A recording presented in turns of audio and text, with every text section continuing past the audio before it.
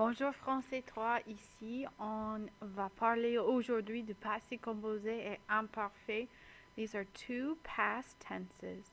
They both talk about things that have happened in the past, but they're used in very different situations. So we need to start to learn the difference between these two tenses.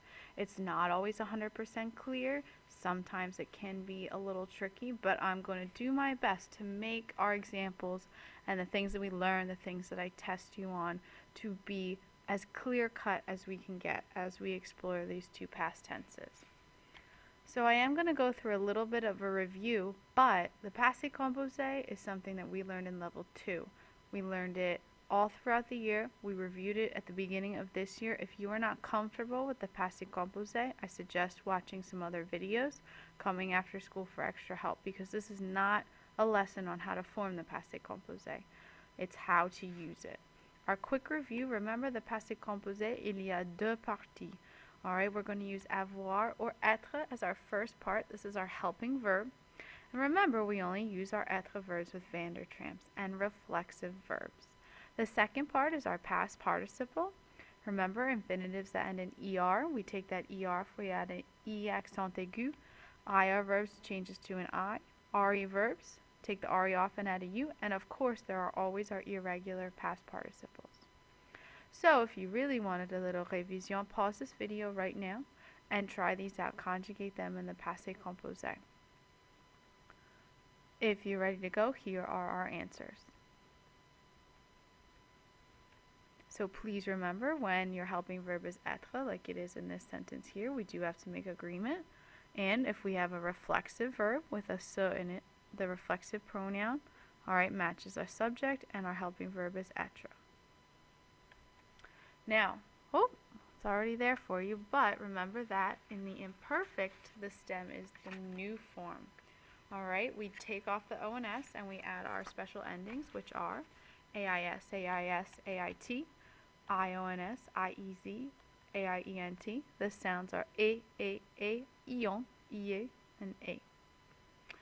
And we had only one irregular verb, and that was the verb être. The stem was e accent aigu with a T on it. So again, take the same verbs. Let's put them into the imparfait this time. Pause the video, and the answers will come up shortly. So here are your answers. Remember, in a reflexive verb, we still need that pronoun, okay? And it's always going to be attached to your conjugated verb.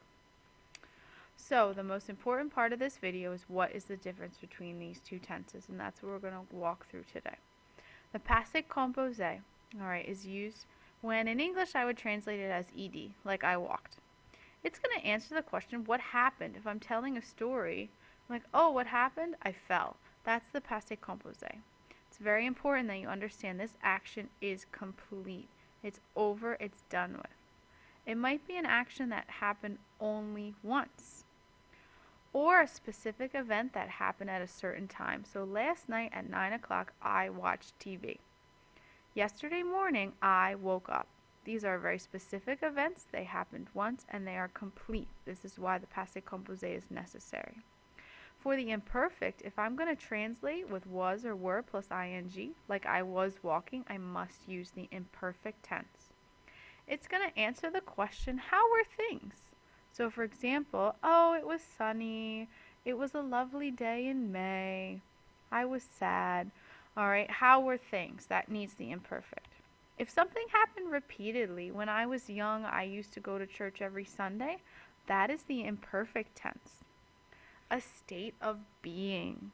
This means the verb être is very important, always in the imperfect. So for example, I was happy, I was sad, I was hungry. Any kind of background information. If you think about a fairy tale, the way a fairy tale starts out, once upon a time there was a princess. She lived in a castle far, far away. She was very beautiful. She had very long hair. All of that is background information, and that's going to be the imperfect. Any kind of mental activity, and this also includes emotions. So, for example, I was thinking this, or I wanted this. I was happy, I was sad. All of these mental activities and emotions.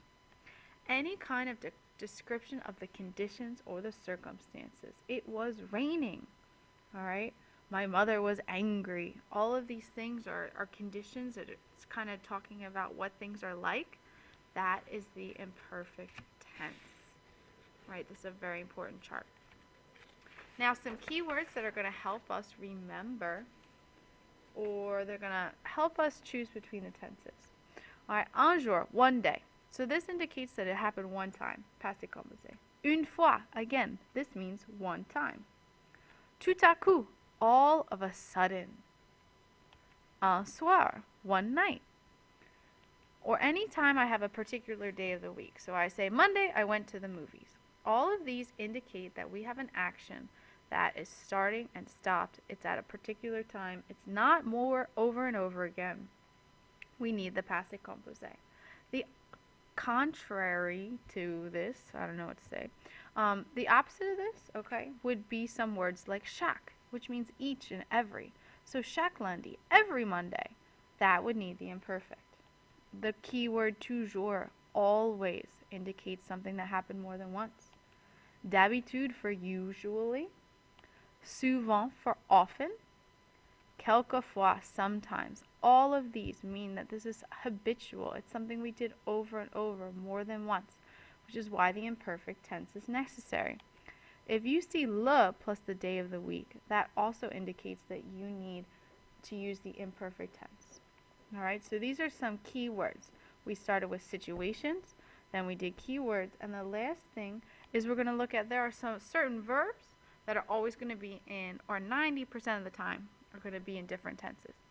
Most action verbs, all right, are going to end up in the passé composé. I went, I ran, I fell, I sang. All of these generally, all right, not always, but it's a pretty good idea. It's a pretty good indicator. It's going to be passé composé. Here are some verbs that are almost always like 99.99% in the imparfait. Adorer, because it's an emotion, to love. Again, aimer, to like. Avoir, to have, because it's usually a circumstance. Connaître, to know, is a mental activity. Croire, to believe, again, mental. And then this list of espérer, to hope, a mental activity. Être, to be, a state of being. Penser, to think.